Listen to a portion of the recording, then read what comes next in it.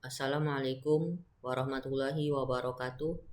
Perkenalkan, nama saya Muhammad Raihan Maulana Zaki dengan NIM 0901 1382 328147. Pada video ini, saya akan menjelaskan proses analisis data diabetes menggunakan mesin learning, mulai dari eksplorasi data, processing, hingga pembangunan model neural network menggunakan TensorFlow. Dataset yang digunakan yakni dataset diabetes, dan seluruh proses ini dibuat di dalam menggunakan Google Colab. Dan adapun dataset ini berisi 768 baris data dan 9 kolom. 8 kolom merupakan fitur input untuk model neural network, dan satu kolomnya lagi merupakan label atau target. Memasuki langkah pertama yakni mengimport library yakni Pandas, digunakan untuk membaca dataset. NumPy digunakan untuk operasi numerik. Trend test split digunakan untuk membagi dataset menjadi dua bagian, yakni data training dan data testing. Dan yang terakhir yakni standar scaler yang digunakan untuk melakukan standarisasi fitur, yakni mengubah semua fitur memiliki skala yang sama. Dan yang kedua yakni memuat dataset diabetes.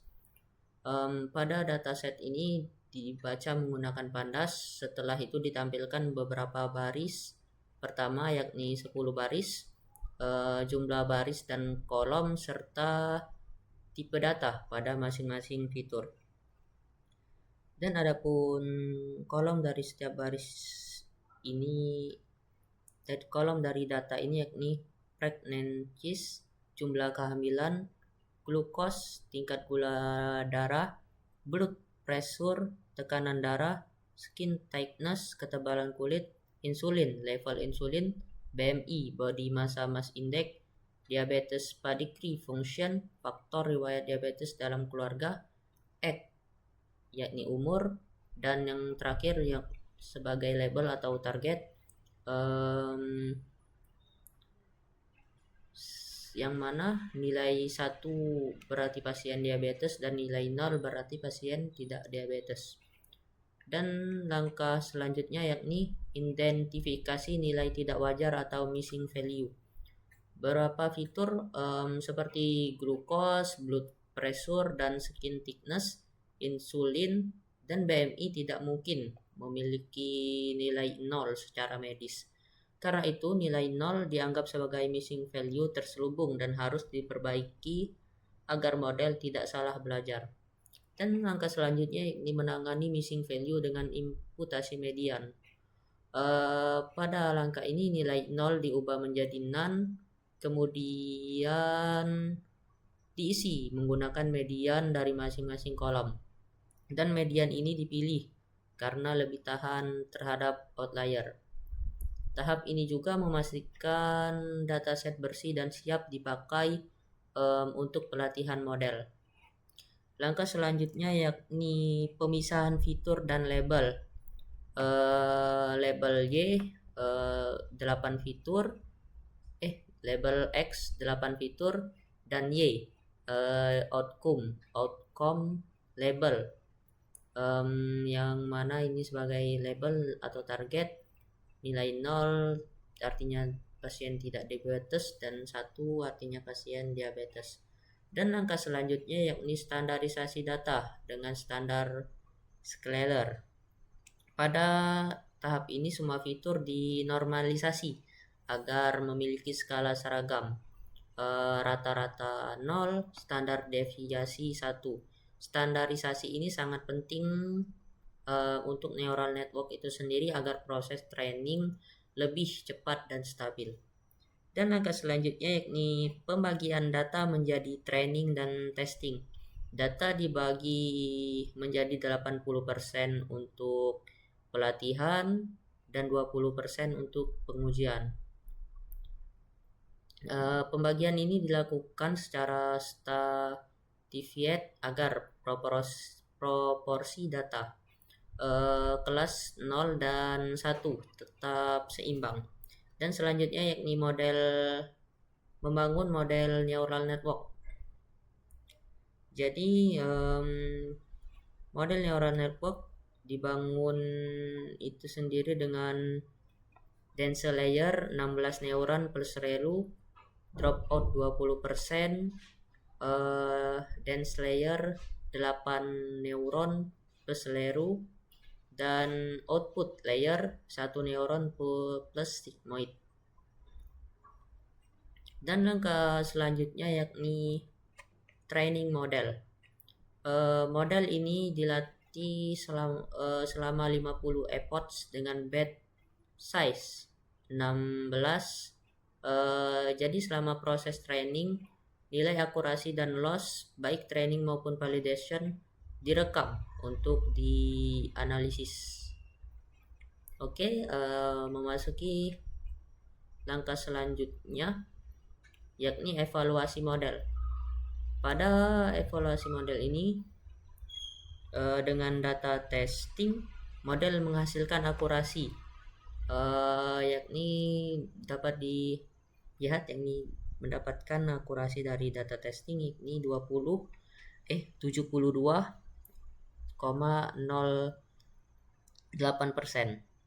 Jadi model ini diuji menggunakan 20% data yang tidak pernah dilihat saat training. Hasil akurasi menunjukkan kemampuan model dalam memprediksi dengan benar. Dan hasilnya akurasi 72,08%, yang artinya model tersebut mampu prediksi yang benar pada sekitar 72 dari 100 data pasien. Untuk dataset diabetes itu sendiri akurasi di rentang 70% sampai 80% sendiri itu sudah sangat umum karena dataset ini termasuk yang cukup sulit dan memiliki fitur-fitur yang saling bertumpukan. Dan model ini sudah bisa mengenali pola dengan cukup baik.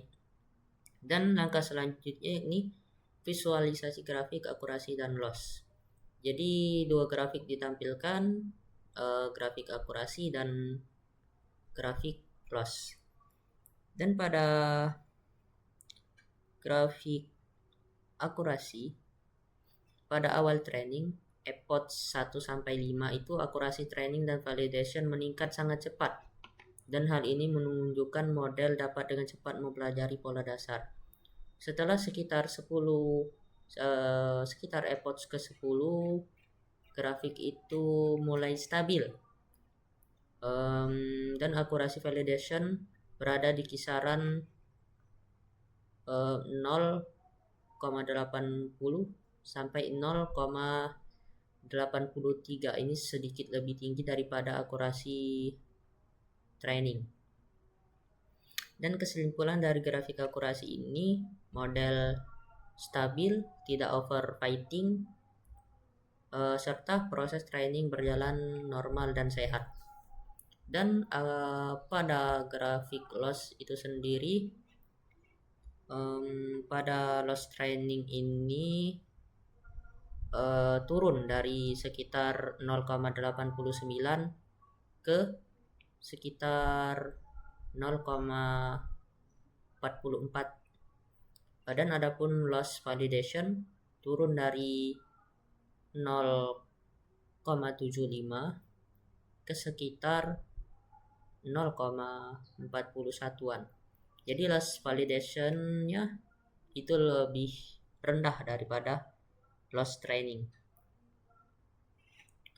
Oke, jadi demikianlah langkah-langkah ini mulai dari eksplorasi dataset, processing, standarisasi, pembagian data hingga pembangunan model neural network menunjukkan bahwa analisis ini